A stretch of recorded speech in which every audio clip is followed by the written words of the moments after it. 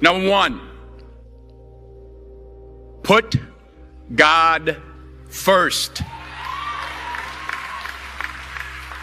Put God first in everything you do. Everything that you think you see in me, everything that I've accomplished, everything that you think I have, and I have a few things, everything that I have is by the grace of God. Understand that. It's a gift. 40 years ago, March 27th, 1975, it was 40 years ago, just this past March, I was flunking out of college.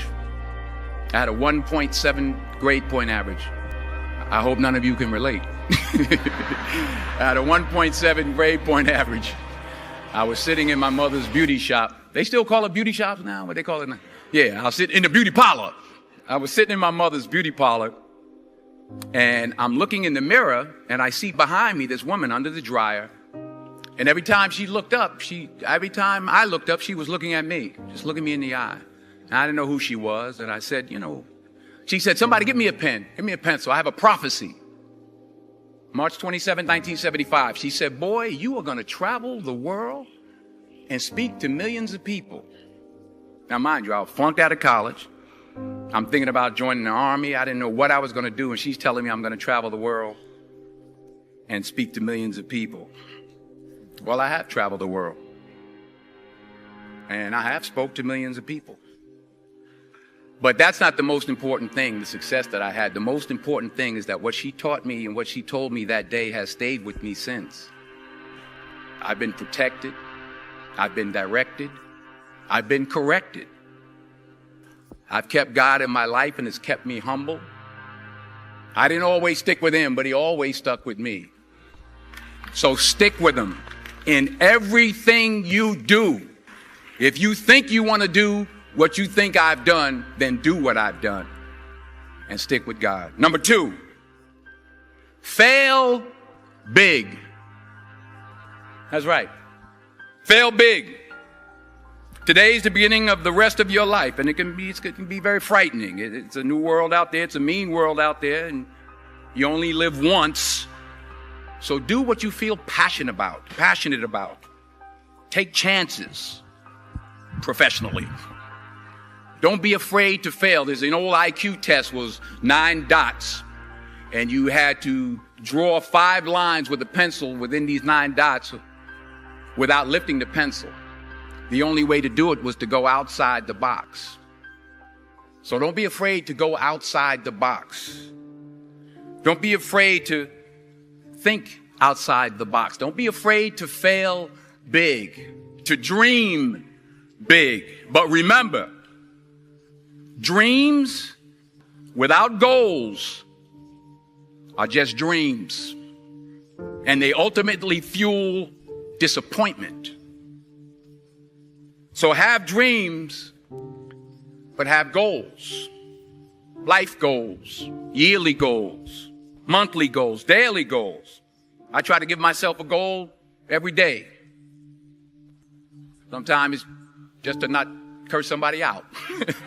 Simple goals, but have goals. And understand that to achieve these goals, you must apply discipline and consistency. In order to achieve your goals, you must apply discipline, which you have already done, and consistency every day, not just on Tuesday and miss a few days. You have to work at it every day. You have to plan every day. You've heard the saying, we don't plan to fail, we fail to plan. Hard work works. Working really hard is what successful people do. And in this text, tweet, twerk world that you've grown up in, remember, just because you're doing a lot more doesn't mean you're getting a lot more done.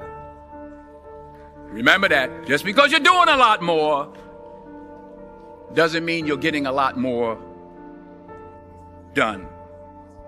Don't confuse movement with progress. My mother told me, she said, yeah, because you can run in place all the time and never get anywhere.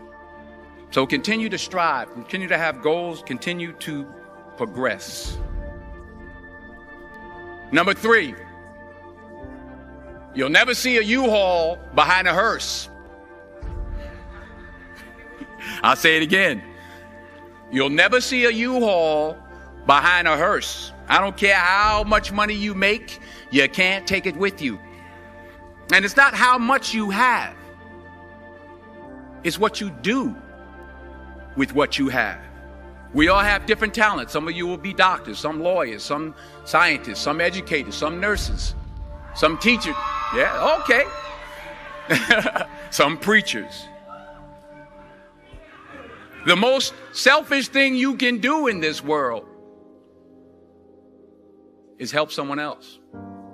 Why is it selfish? Because the gratification, the goodness that comes to you, the good feeling that I get from helping others, nothing's better than that. Not jewelry, not big house I have, not the cars, but it's the joy. That's where the joy is, in helping others. That's where the success is. Finally, I pray that you put your slippers way under the bed tonight, so that when you wake up in the morning, you have to get on your knees to reach them. And while you're down there, say thank you for grace. Thank you for mercy. Thank you for understanding. Thank you for wisdom. Thank you for parents. Thank you for love. Thank you for kindness. Thank you for humility. Thank you for peace. Thank you for prosperity. Say thank you in advance for what's already yours. It's how I live my life. That's why I am. One of the reasons why I am today. Say thank you in advance for what is already yours. True desire in the heart for anything good is God's proof to you, sent beforehand to indicate that it's yours already. I'll say it again. True desire in the heart, that itch that you have, whatever it is you want to do, that thing that you want to do to help others and to grow and to make money, that desire, that itch, that's God's proof to you, sent beforehand already to indicate that it's yours.